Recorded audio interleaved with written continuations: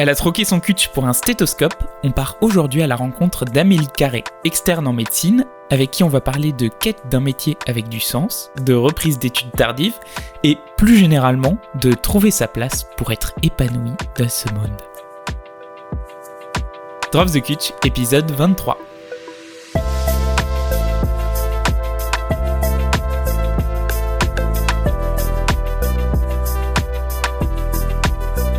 Bonjour et bienvenue dans Drop the Cutch, le podcast qui va à la rencontre des diplômés en architecture qui ont décidé de mener une autre vie que celle d'architecte en agence.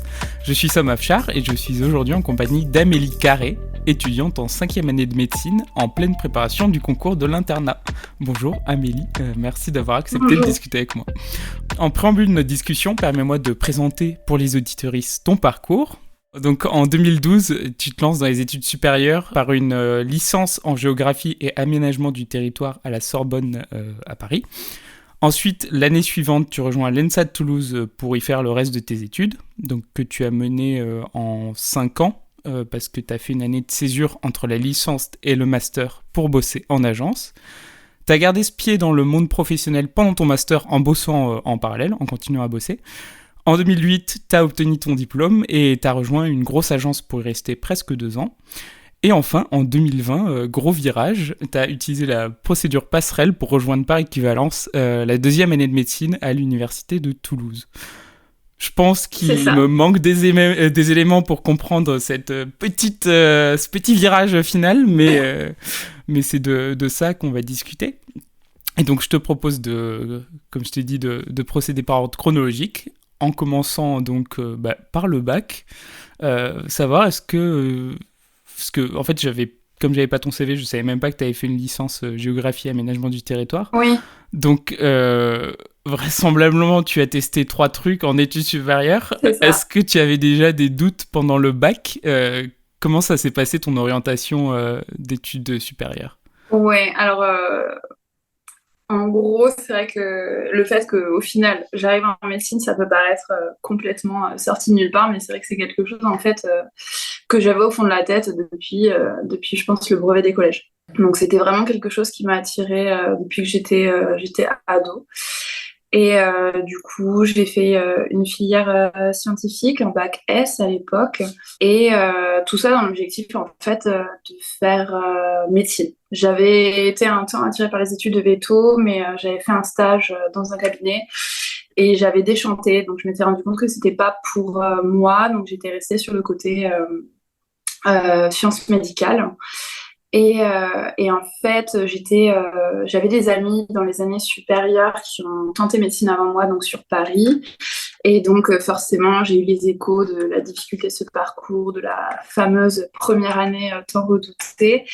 Et en fait, des amis que je considérais comme étant particulièrement brillants, les voir échouer, ça m'a fait vraiment très peur, puisque en fait, moi, le lycée, j'ai toujours validé, mais sans forcer. Donc forcément, j'étais plutôt milieu de classe. Et j'avais vraiment pas l'impression d'avoir les capacités pour réussir le concours de la première année de médecine. Et comme je viens d'un milieu où dans ma famille, je suis la première de ma famille à avoir eu le bac, par exemple. Donc j'ai pas vraiment eu le soutien pour m'aider dans mon orientation, pour m'encourager, me soutenir par rapport à tout ça. Donc c'est vrai que j'ai eu une orientation post-bac qui a été assez chaotique. Je savais pas trop quoi faire puisque je me suis retrouvée en fait 2 semaines avant la validation des vœux sur APB à ce moment-là. L'équivalent de Parcoursup maintenant. Non, moi j'ai connu APB. J'étais encore... Et ben, du coup, sur APB, je me suis retrouvée 2 semaines avant la validation des vœux à en fait tout supprimer, donc enlever toutes les facs de médecine et me dire, et maintenant, qu'est-ce que je fais ? Et donc à ce moment-là, je vivais sur Paris, donc j'ai fait quelques portes ouvertes, j'ai visité l'école Boulle à Paris, donc surtout qui fait surtout de l'artisanat, et j'ai trouvé ça vraiment sympa, le côté design, le travail de conception. Donc même si les métiers manuels ne m'intéressaient pas particulièrement, je me suis dit que je pouvais peut-être aller vers la filière de l'architecture pour trouver un petit peu ce côté créatif qui m'avait bien plu. Et vu que forcément je n'avais pas un super dossier à ce moment-là, j'ai été mise sur liste d'attente, donc sur les écoles d'archi. Ouais.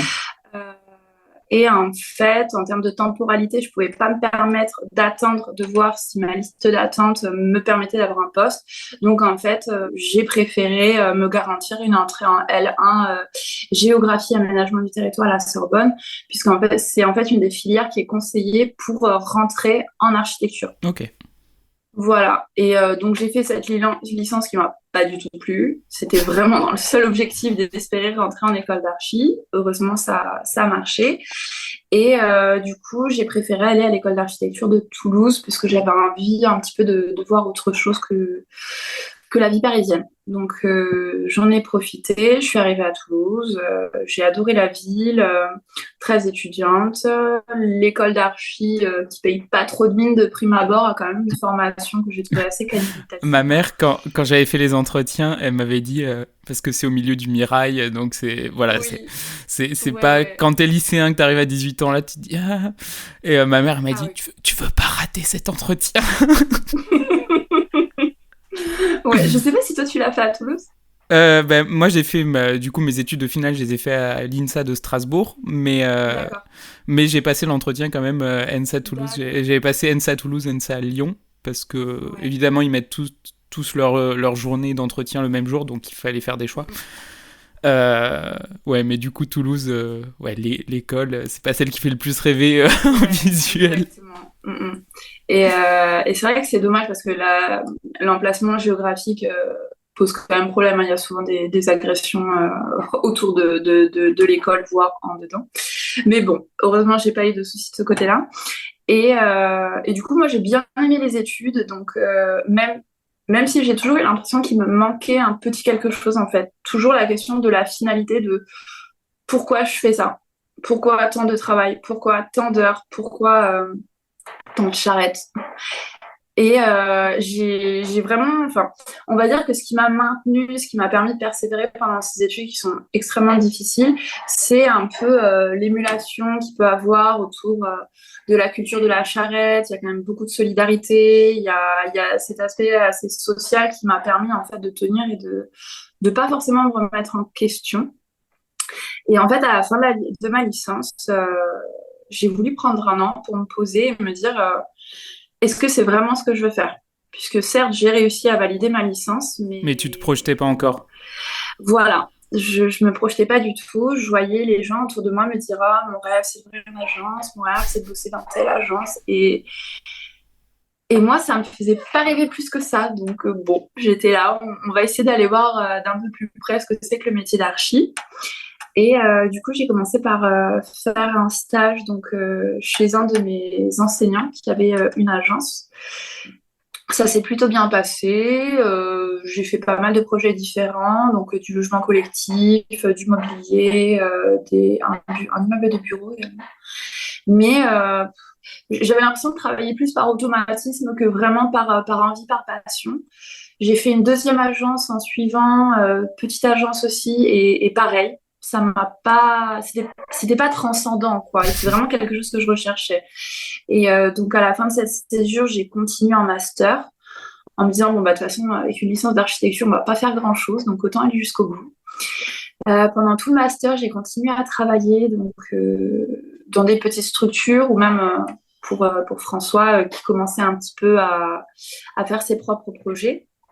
Et en fait, pendant mon master, j'avais des super notes. Enfin, j'ai majoré 3 ateliers sur 4. Donc, c'est un peu le truc qui me faisait, si tu réussis, c'est que tu es faite pour ça. Il faut Ouais, tu t'en persévérer, rends pas tu vas encore compte, trouver. mais t'es faite pour ça, mais juste, Voilà, tu l'as pas encore réalisé.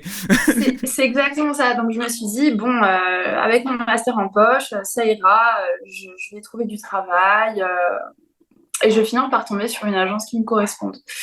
Et comme j'avais fait surtout de la petite agence, je m'étais dit, bon, on va essayer de trouver une grosse agence, peut-être pour prendre en responsabilité rapidement, peut-être passer assez rapidement chef de projet. Et je suis arrivée dans une agence qui, certes, n'avait pas une excellente réputation, mais j'avais l'impression que c'était aussi le cas globalement de quasiment toutes les grosses structures. Ça s'était Donc je bien me suis passé dit, dans bon, tes petites agences? oui, globalement, ça s'était bien passé. C'est juste que moi qui étais un petit peu insatisfaite du travail, de ce que ça m'apportait, quoi. Mais j'ai Non, mais toujours je eu veux dire, d'excellents rapports avec mes... jusque-là, t'avais pas eu de mauvaise expérience d'agence, quoi. Non, non, non. Forcément, on fait des gros horaires. En tant que stagiaire, je parle même pas de la rémunération. Mais il n'y avait pas eu de souci particulier en termes de conditions de travail, si ce n'est le volume horaire, quoi. Mm. Et du coup, donc, je suis arrivée dans cette grosse agence. Donc, au niveau de la nature des projets, j'ai pas eu trop de soucis puisque j'ai commencé sur du logement collectif. Et ce qui était pas mal, puisque c'est quelque chose qu'on fait quand même assez peu à l'école d'archi. Enfin, en tout cas, moi, j'avais jamais travaillé sur cette problématique. Et comme j'ai réussi à faire assez vite mes preuves, on m'a vite passé sur des gros concours. Et donc, je me suis retrouvée comme ça à bosser sur le concours du stade Ernest Vallon à Toulouse. Donc, un concours à plusieurs milliards. Donc, j'étais assez contente, en fait, d'avoir pris en responsabilité assez rapidement. Je me suis dit, ah bon, bah, c'est cool, puisque même en pratique, en fait, apparemment, ça a l'air de marcher. Waouh, mais je suis excellente, pourquoi je... Voilà. Et même au niveau des entretiens individuels, ça passait. J'ai réussi à avoir des augmentations assez rapidement. Enfin, vraiment, c'était assez fluide. Enfin, ça se passait bien. Mais j'arrivais pas je sais pas comment dire, j'arrivais pas à être habitée par ce que je faisais. Enfin, le matin, quand je me réveillais, j'étais toujours en quête de sens en me disant, mais pourquoi je fais ça? Je pourrais faire ça comme je pourrais faire autre chose, en fait. Donc, ouais, non, ça me plaisait pas plus que ça. Et en fait, je me posais de plus en plus la question de me dire, mais Amélie, est-ce que tu dois travailler 40 ans dans un domaine qui te plaît pas plus que ça, quoi? Enfin, moi, la notion d'avoir un travail alimentaire, c'est pas du tout comme ça que je voyais ma vie professionnelle. J'avais vraiment dit, je m'étais toujours imaginé une carrière où je suis prise au trip, où vraiment je suis habitée par ce que je fais des projets, j'ai une vision à long terme, un truc hyper constructif. Et ça, je l'avais pas, quoi. Donc, en plus, avec enfin, dans le contexte de cette grosse agence, on commençait à émerger donc les problématiques des horaires, une équipe managériale qui était très particulière, un chef enfin, le patron qui était extrêmement compliqué à gérer. Enfin, il avait des rapports avec ses salariés qui étaient très, très compliqués, très autoritaires, très agressifs, même vulgaires. Donc, moi, ça me tapait de plus en plus sur le système. Et puis après, bon, bah, même si j'avais un salaire qui était pas si dégoûtant que ça pour un architecte fraîchement diplômé, ça correspondait pas du tout aux prétentions salariales auxquelles je voulais aspirer, au niveau de vie que je voulais avoir, ce genre de choses. Enfin, donc en fait, je m'y retrouvais pas du tout. J'étais là, j'ai un métier qui ne me plaît pas plus que ça et qui ne me permet même pas d'avoir les prétentions salariales, le confort de vie, la vie perso que j'ai envie d'avoir en parallèle. Oui, ça veut dire dans le triangle Donc métier dans un intéressant, salaire et conditions de travail, t'avais pas grand-chose, quoi. J'avais pas grand-chose. C'est ça. Donc peut-être que oui, en effet, j'en attendais trop, mais là, j'avais rien. Donc bon. Et donc au début, je me suis dit, bon, peut-être qu'il faut que j'occupe différemment mon temps libre pour essayer de compenser avec une activité professionnelle qui m'épanouit pas. Donc je me suis dit, bon, je vais faire de l'associative. Donc j'ai travaillé dans une association de protection des animaux, donc déjà j'y ai retrouvé un petit peu de sens. J'avais approché aussi une association pour faire du bénévolat à l'hôpital des enfants de Purpan. Et en fait, malgré tout ça, je me suis dit, mais c'est hyper dommage d'avoir un métier qui m'occupe 40 à voire plus 40-45 heures par semaine, où je m'épanouis pas, où j'ai vraiment l'impression de me mettre de côté et de faire ce qui me correspond seulement sur le peu de temps libre qui me reste. Et je me suis dit à un moment, c'est trop compliqué, je vois pas ma vie comme ça, quoi. Et il y avait toujours en fait cette idée de la médecine qui me trottait dans la tête. Et en fait, j'ai fait un covoiturage un jour avec François pour aller chez mes parents en Savoie, donc un covoiturage assez loin, on parle de 6 à 7 heures de voiture. Et François, qui est ton copain architecte, hein, Voilà, pour tout le monde. ouais. Et du coup, il se trouve qu'on prend en covoiturage une fille qui venait de finir son internat d'endocrinologie. Donc, c'est une spécialité médicale qui va avec tout ce qui est endocrinologie, diabétologie, nutrition, donc tout ce qui est maladie hormonale. Et du coup, pendant 7 heures, on a parlé de notre quotidien. Elle m'a expliqué sa vie d'interne, de futur médecin, des raisons pour lesquelles elle avait fait ça. Et en fait, je suis arrivée chez mes parents et là, mais vraiment, mais j'ai éclaté en sanglots et je me suis rendu compte, mais c'est cette vie que je voulais avoir en fait. Et je suis en train de passer à côté. Et je me suis dit, Amélie, t'as 28 ans et tu vas passer le restant de ta vie à rêver ce que tu aurais pu être. Donc, je me suis dit, ah, c'est pas possible, tu peux pas vivre comme ça. Donc, je me suis renseignée sur comment réintégrer en fait les études de médecine. Ça m'a fait assez peur, sans parler de François qui était complètement paniqué en se demandant qu'est-ce qui m'arrivait. Et en fait, j'ai découvert le système de la passerelle, donc qui permet en fait à des personnes qui possèdent un master 2, quelle que soit la filière. À partir du moment où on a un master 2, en fait, on peut faire une demande de passerelle. Donc, on a une instruction sur dossier, puis un entretien oral avec un jury composé de 12 médecins pour faire une demande d'intégration, donc en deuxième, voire en troisième année de médecine directement, sans passer par le concours de la première année. Après, le taux de réussite à la passerelle, c'est le même que la première année, c'est-à-dire qu'on a une chance sur 10 d'être admis. Mais l'avantage de la passerelle, c'est qu'en fait, on sait qu'on est admis en quelques mois. On n'a pas besoin de mettre de côté son activité professionnelle pendant 1 an, voire 2, et de faire le concours de la première année. Là, c'est vraiment une possibilité de mettre à profit en fait ses études antérieures sans se dire que on fait une pause de 1 voire 2 ans avec peut-être la chance d'intégrer les études de médecine, quoi. Et du coup, moi, j'ai fait cette demande. C'était en plein confinement Covid. Donc, j'ai fait la demande. Vu que je savais que j'avais très peu de chances d'être admise, d'autant plus avec un parcours archi, je me suis dit, mais ils vont voir mon dossier, ils vont se dire, mais Tu qu'est-ce qu'elle fait? Elle a vu de la lumière.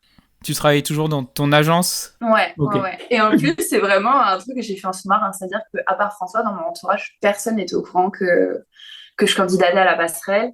Et je m'étais même inscrite pour faire la première année de médecine à Toulouse, tenter le concours au cas où j'ai pas la passerelle. Ah oui, Voilà, j'étais déterminée. tout reprendre les 11 ans à zéro, Ouais. quoi. Je m'étais dit, là, je fais pas les choses à moitié. Je peux pas continuer. Ça fait 2 ans que ça dure. Là, il faut que je tente. Il faut que je me donne les moyens de le faire. Donc, la passerelle et en parallèle, je fais ma demande pour être inscrite en première année. Et puis on voit. Et heureusement, j'ai été admise directement en passerelle en deuxième année et j'ai pas eu besoin de passer le concours, quoi.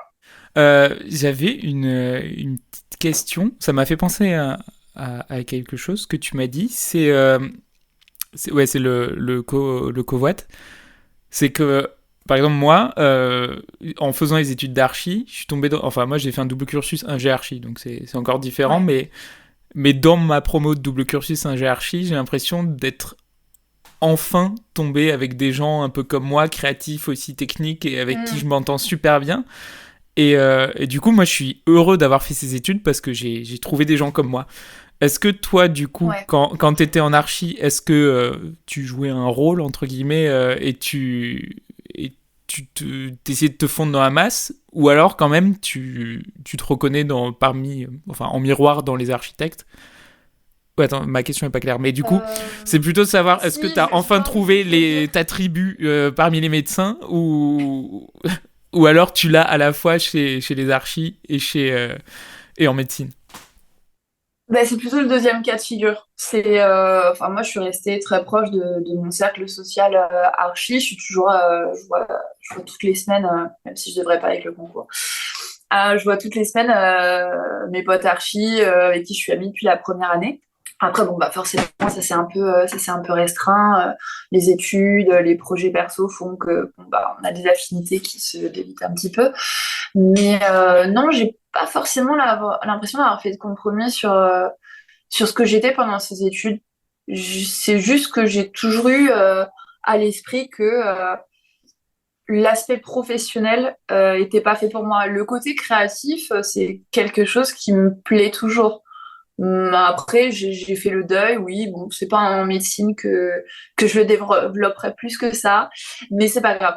C'est pas quelque chose qui me manque et Et mes nouvelles études, j'ai pas l'impression qu'elles impactent les relations que je peux avoir avec les amis archi avec qui je suis restée en contact.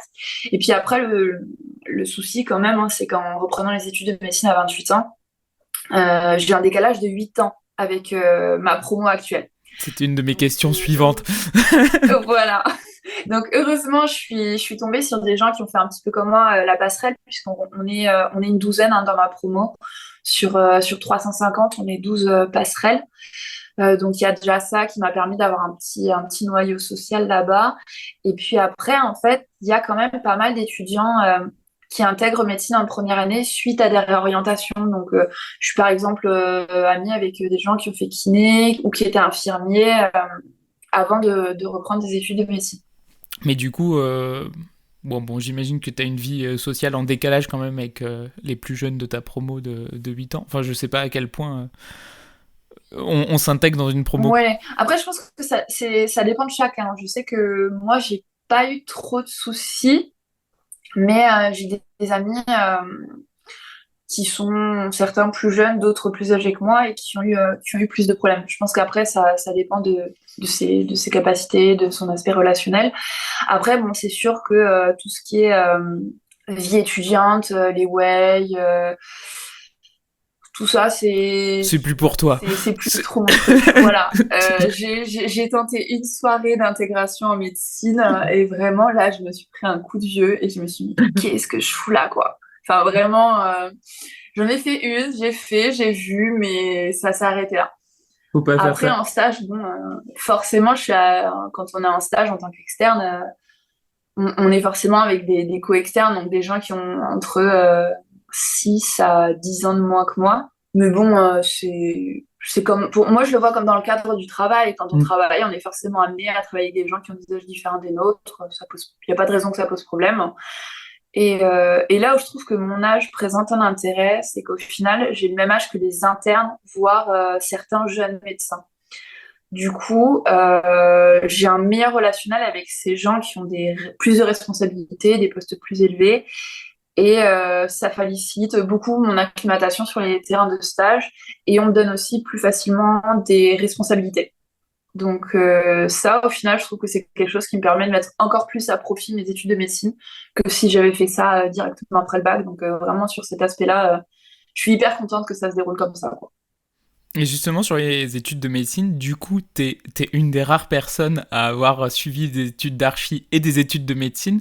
Donc, je suis quand même obligé de poser la question, sachant que quand tu regardes les classements des études les plus difficiles en France, médecine, c'est numéro 1 et archi, c'est numéro 5 ou 4, enfin, avec ingénieur. C'est savoir justement comment tu ressens la différence de difficulté entre les études d'archi et de médecine. Est-ce que j'imagine que c'est pas du tout le même type de difficulté, mais du coup, est-ce que tu peux me dire un mot là-dessus, savoir un peu comment toi tu vis cette intensité, parce que tu choisis pas les études les plus simples dans ton parcours. Oui, pas les plus courtes aussi. Oui. Mais je trouve qu'en archi, on apprend à apprendre, tu vois. On est habitué à ingurgiter énormément d'informations et aussi une quantité d'heures à travailler, à produire qui est énorme. Enfin, moi, je me rappelle qu'en archi, je travaillais facile 80 heures par semaine avec des nuits blanches assez régulièrement. Donc, on va dire que j'étais assez formatée à avoir un Un gros rythme nombre de vie d'heures malsain. de travail par semaine. Voilà. Et en fait, pendant que j'étais archi, plusieurs fois, je me suis fait la réflexion en me disant, bosser 80 heures par semaine pour produire les plans d'une maison, ça me tape un peu sur le système. Je trouverais ça vachement plus fun si c'était pour sauver des vies, tu vois. Oui, parce qu'il n'y a pas Et d'urgence vitale à construire une maison. Pourquoi il faut rendre le c'est concours dans une ça, semaine? Ça change rien qu'il soit rendu dans 2 semaines, sachant que le chantier sera en voilà. retard de 6 mois, quoi. Oui, et puis quand t'as les profs, moi je me rappelle en première année, un prof qui s'est vertué à ce qu'on fasse tous les remplissages des murs à la main. Donc en fait, il fallait faire Bah oui. les traits, tous les zéros, tous les demi-millimètres pour assurer nos murs en béton. Et j'étais là, mais pourquoi? Pourquoi en fait ce nombre d'heures de travail, est-ce qu'elle a vraiment du sens? Est-ce qu'elle est vraiment utile? Je ne pense pas. en médecine, ça a beaucoup plus de sens, en tout cas à mes yeux. Et du coup, on va dire que j'étais complètement, comment dire, réceptive à l'idée de continuer à devoir travailler 80 heures par semaine, voire plus certaines fois, en me disant que là, par contre, je sais pourquoi je le fais. Et après, c'est sûr que la difficulté n'est pas la même dans le sens où en archi, le travail de production, parfois, on peut se dire, bon, bah, je pose le cerveau, j'ai ma to-do list à côté, je peux mettre de la musique. Moi, je sais que parfois, ça m'arrive même de bosser avec une série à côté. Quand on a juste à passer ses plans sur Photoshop, on n'a pas forcément besoin d'être cognitivement hyper alerte, quoi. Alors qu'en médecine, ça, c'est quelque chose qui est absolument impossible. Enfin, moi, par exemple, en médecine, la plupart du temps, je peux même pas travailler avec de la musique. Ou alors, je me mets du classique, juste de l'instrumental.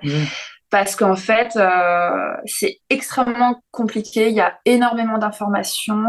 On dit beaucoup que les études de médecine, c'est du par cœur, mais pas que. Il y a la notion de compréhension qui est fondamentale. Et en fait, tout ce que tu apprends, il faut que tu puisses l'appliquer en pratique. Et tu peux peut-être l'appliquer en pratique dans la semaine, vu qu'en tant qu'externe, on est en stage 1 mois sur 2. Donc, à chaque fois que je bachote, je me dis toujours, prends pas ça à la légère, ça peut te servir dans une semaine. Et la finalité, en plus de la médecine, c'est aussi de travailler avec des humains, c'est de rendre service, c'est d'aider, de travailler avec des patients qui ont parfois des maladies très lourdes. Donc, je vais pas dire que ça sauve des vies, puisque à mon échelle, j'ai pas non plus énormément de responsabilités, mais je peux y contribuer. Donc, on va dire que la notion de responsabilité qu'il y a derrière fait que toutes les informations que je dois assimiler, je dois vraiment les prendre au sérieux et je peux pas passer à côté d'informations de détails ou ce genre de choses. Donc, je dirais qu'en ce sens-là, c'est beaucoup plus compliqué que les études d'architecte.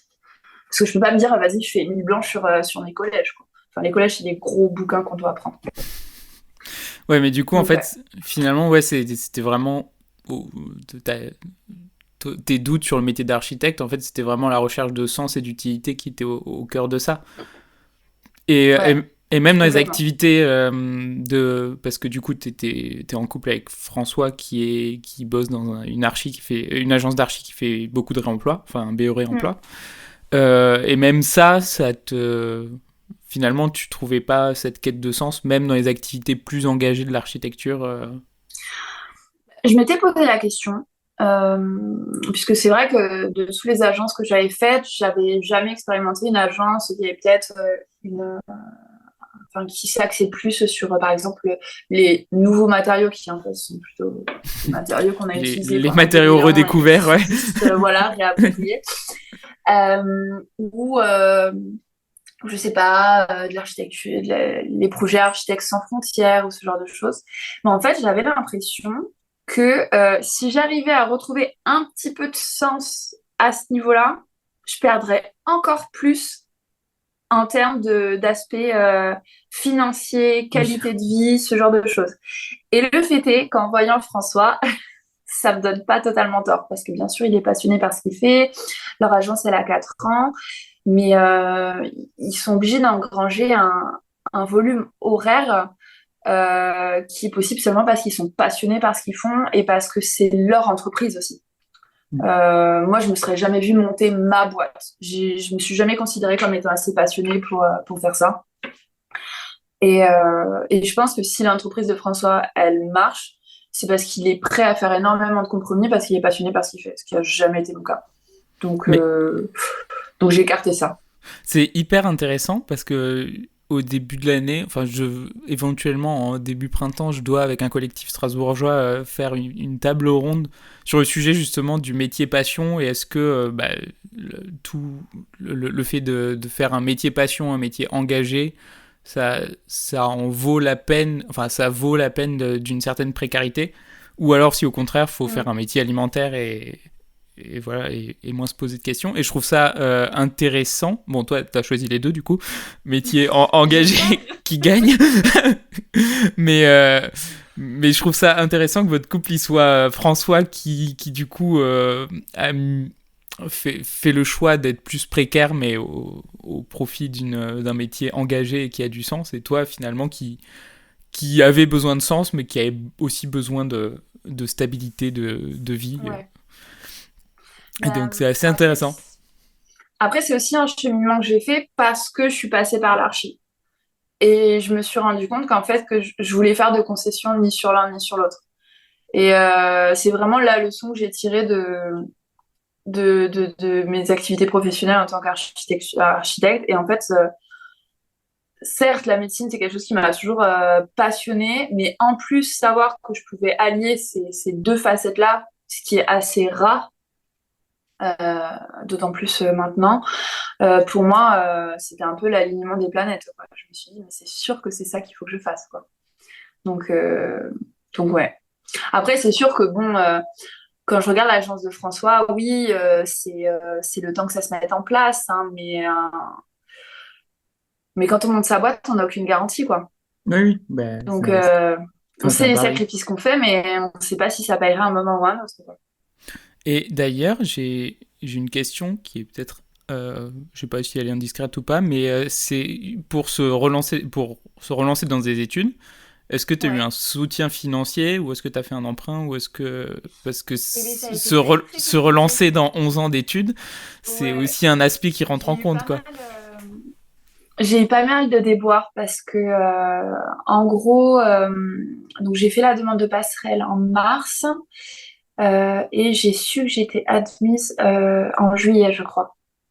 Et comme je savais que dans tous les cas, je m'arrêterais durant l'été, j'avais déjà un petit peu anticipé comment je mettrais fin à mon contrat.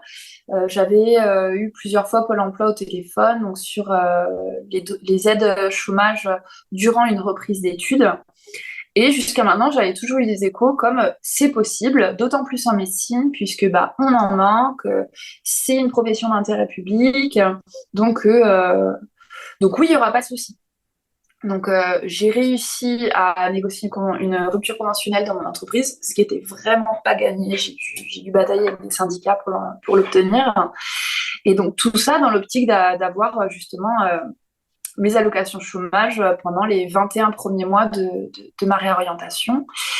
Et en fait, j'ai été changée de conseillère Pôle emploi 5 jours avant ma rentrée.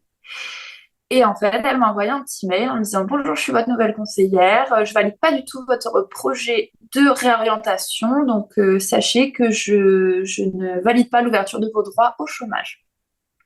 Chouette. Donc là, j'étais là, pardon.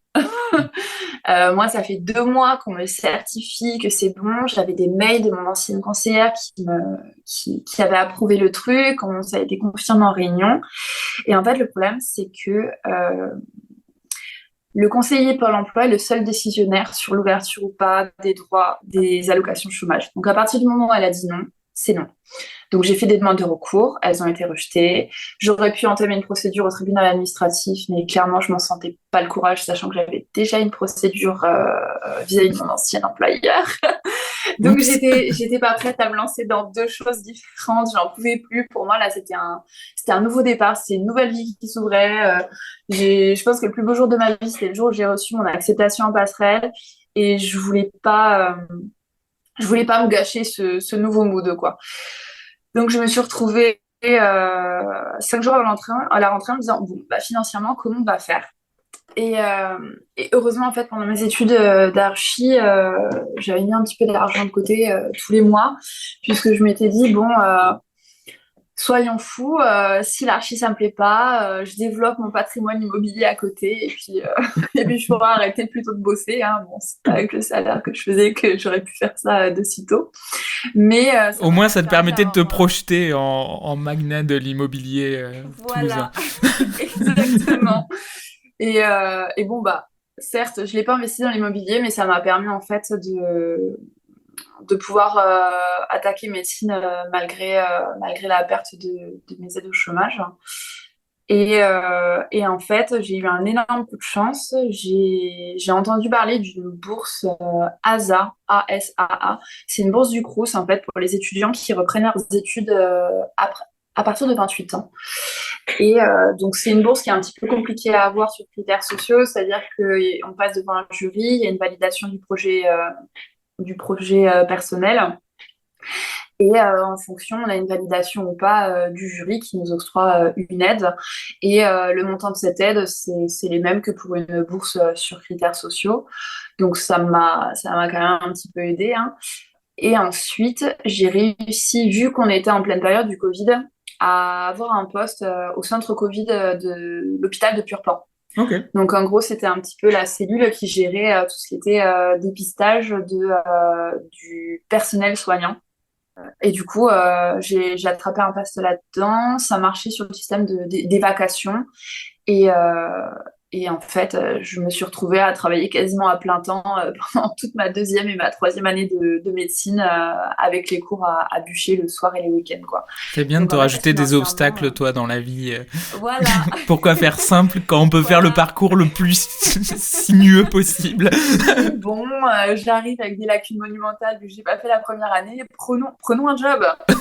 Et au final, ça s'est super bien passé. Bon, j'ai pas eu des résultats, j'ai pas fait top 10 de ma promo en deuxième et en troisième année, mais j'ai toujours réussi à valider sans rattrapage, tout en ayant mon activité à côté.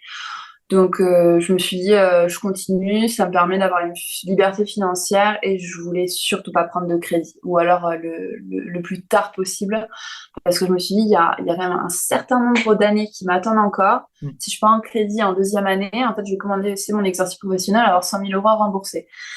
Donc, c'était pas trop le projet. Et au final, mon travail au centre Covid, j'ai réussi à le conserver jusqu'à février de la quatrième année de médecine.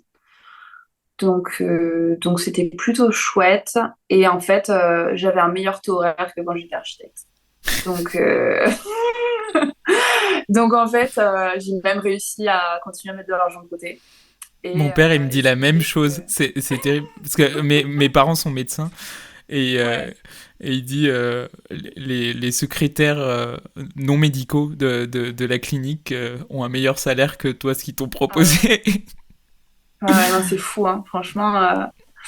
Mais Et c'est juste, je critique pas les secrétaires, hein, mais c'est juste que j'ai un bac plus 7 et le secrétaire il m'expliquait que ouais. c'était échelon, enfin pas de niveau d'études requis. Mm, mm. C'est juste ça, hein. Je fais pas de Ouais, mépris ouais. de classe ni rien. Ah non, non, mais c'est juste que la situation des architectes n'est pas normale, quoi. C'est ça, en fait. Leur salaire, qu'elles aient des bonnes conditions de vie, Mais tant mieux. génial. Gardez-les, les patriotes, hein. Alignons-nous sur ça. Mais Ne les voilà, baissons pas eux, montons-nous. voilà. Mais ouais, et du coup, vraiment, mais ça a été une opportunité inespérée et ça m'a vraiment permis de conserver un train de vie comme ce que j'avais quand j'étais salariée en agence. Et comme en plus de ça, j'ai réussi à mettre de l'argent de côté, bah là, depuis la fermeture du centre en février dernier, je vis donc sur ces économies-là. La bourse au mérite que je continue d'avoir, là, la bourse ASA. Et aussi en tant qu'externe en médecine, donc à partir de la quatrième année de médecine, tu deviens externe et tu as une gratification de stage qui a été revalorisée par le Ségur de la Santé. On a été doublé, donc on est à 270 euros par mois. Donc bon, c'est pas Byzance, hein, faut faire attention, mais je me dis que dans un an et demi, je retrouverai un salaire et que ça ira mieux quoi, quand je serai interne. Mais, oui, parce que justement, tu prépares le concours de l'internat.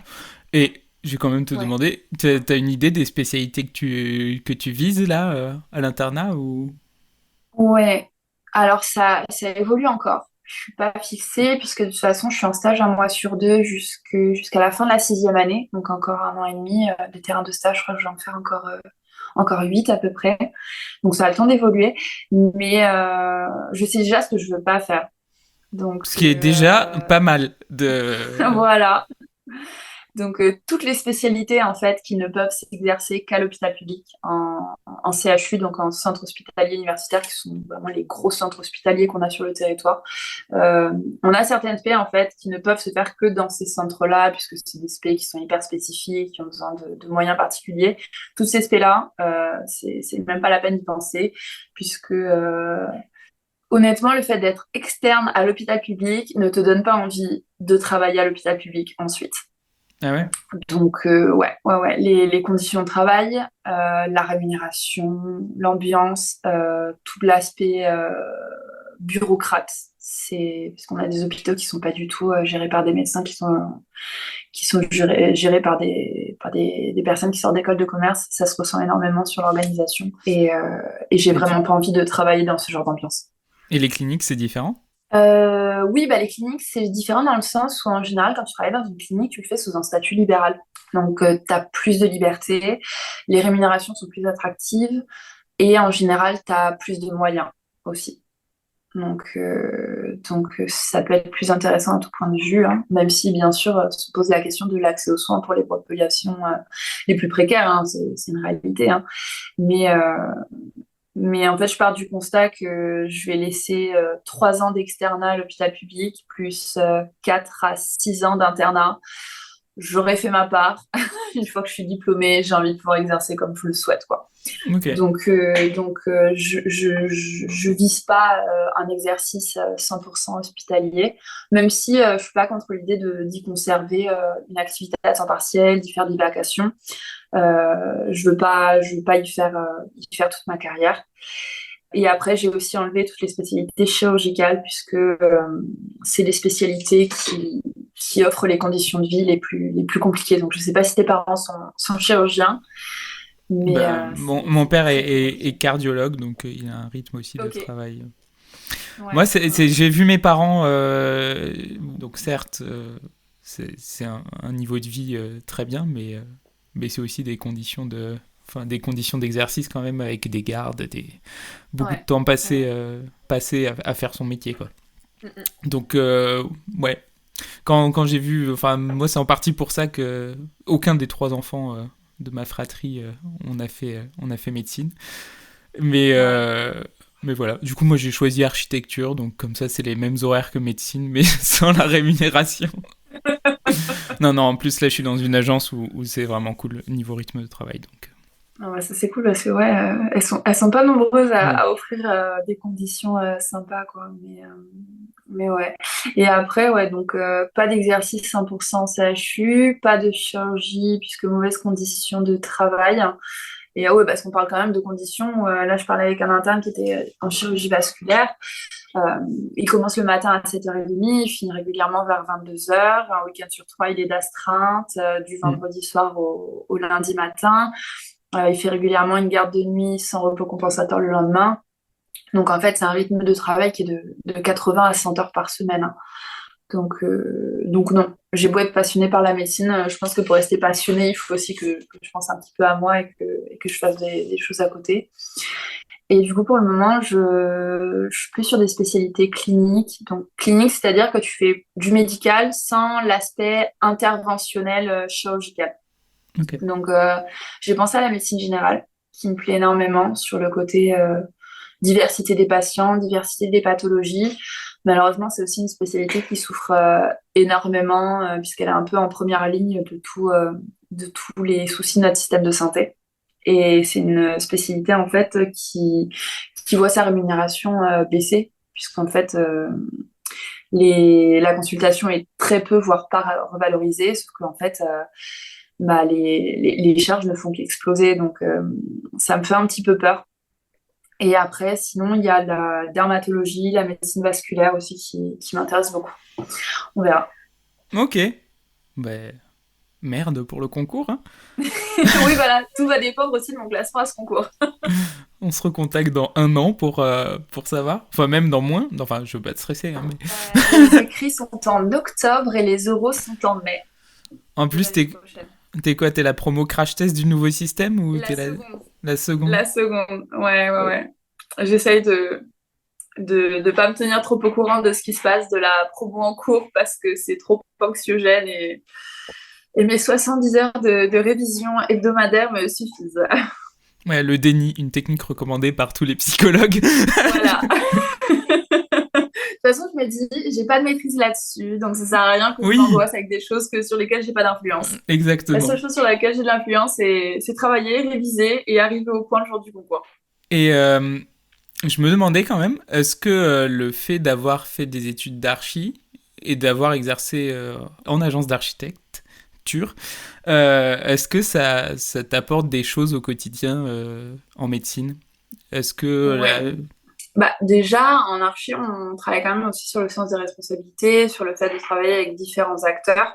Ça, c'est quelque chose que tu retrouves aussi énormément à l'hôpital parce que en tant qu'externe ou comme plus tard en tant que médecin, tu travailles forcément avec des équipes paramédicales, donc les infirmiers, les aides-soignants, les assistantes sociales, le personnel administratif, les kinés, les autres spécialistes.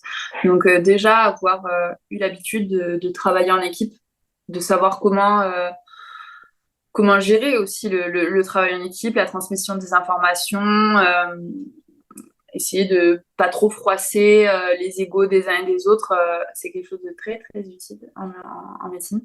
Et ça m'aide aussi énormément dans la relation avec les patients. Parce que, bon, après, je pense que l'âge joue aussi, mais en architecture, on travaille énormément sur la prise de parole, sur, par exemple, ne serait-ce que quand on fait les présentations de projets à l'école d'archi, on développe une certaine aisance à l'oral, dans le relationnel, dans la présentation de ce qu'on fait. Et c'est vrai que enfin, moi, ça me rend énormément service en médecine. Là, dernièrement, j'étais en stage aux urgences. Donc, aux urgences, en fait, on passe quasiment toute la journée à enchaîner les patients. Donc, il y a un relationnel qu'on doit savoir mettre en place avec le patient qui est hyper important pour sa bonne prise en charge. Et je vois que pour certains externes, donc les externes normaux, entre guillemets, qui n'ont que 22, 23 ans, c'est quelque chose qui vient beaucoup moins naturellement. Souvent, quand ils vont rentrer dans la chambre d'un patient, ils vont devenir tout rouges, ils vont avoir peur de parler, ils vont avoir des interactions autres qui vont énormément manquer de naturel.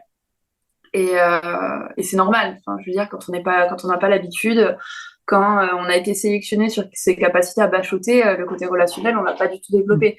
Donc ouais, c'est vraiment quelque chose qui me rend bien service en médecine. Et du coup, bon, ça j'avais noté mes questions avant de discuter avec toi, donc je pense que j'ai ma réponse à celle-là, mais est-ce que tu penses que dans le futur, tu arriveras à faire un lien entre architecture et médecine J'imagine que non, du coup, que maintenant c'est une page qui est derrière toi et que... Alors j'y ai pensé à un moment, je me suis dit, ah mais si je fais chirurgien plastique, peut-être que l'aspect conception me servira d'une façon ou d'une autre. Je pensais pas du tout à ça.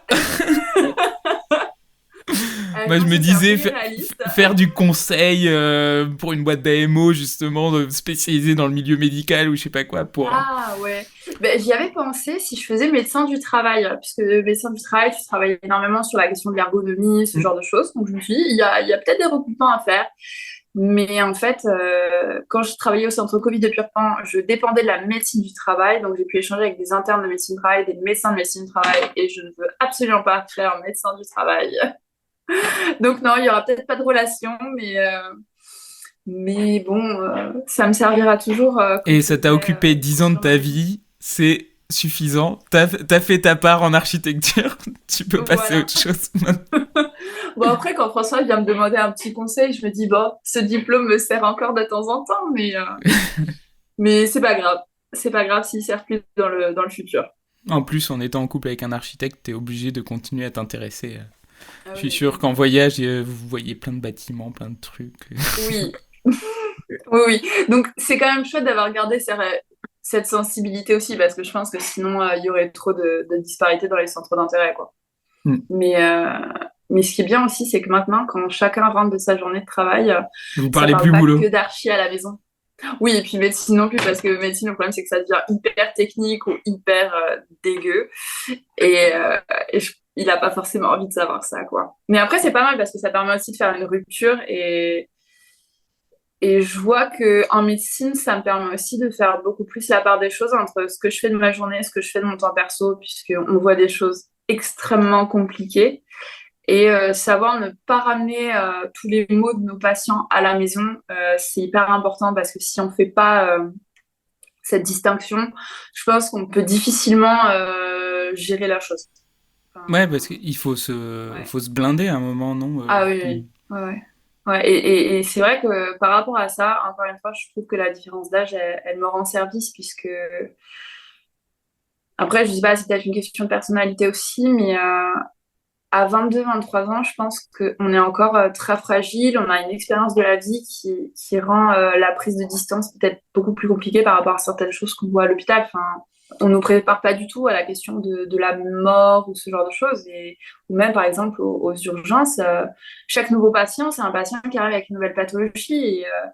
Et, ça peut être un gros ascenseur émotionnel. On peut passer, voilà, ça va peut-être être un petit peu gore, mais on peut passer d'un gars qui s'est tordu la cheville en tombant les escaliers à une nana qui arrive, tentative de suicide après un viol. Donc, c'est des choses qui peuvent être très, très difficiles à gérer. C'est difficile pour tout le monde, mais il y a des personnes pour qui ça va l'être beaucoup plus que d'autres et qui, malheureusement, en fait, vont accumuler tout ça. Et en fait, quand ils rentrent chez eux, ils n'arrivent pas du tout à mettre ça derrière la porte, quoi.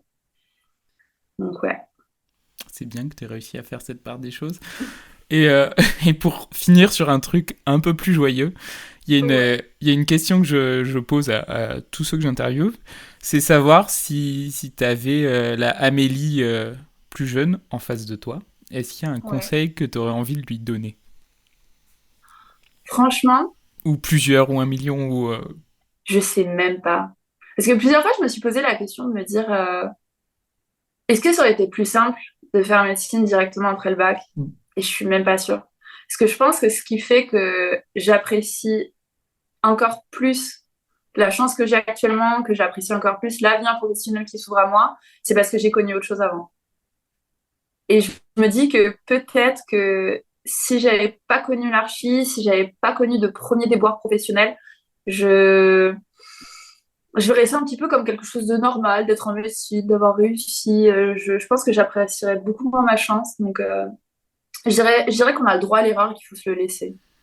Ouais, là, tu sais que t'as failli me faire une mauvaise trajectoire. Tu sais Voilà. c'est à côté de quoi t'es passé et tu sais que t'as pris la bonne décision. Et justement, est-ce que cette Amélie du passé, elle serait rassurée de te voir là où t'en es? Elle ferait « Ah oui, c'est ça, c'est là que je voulais être !»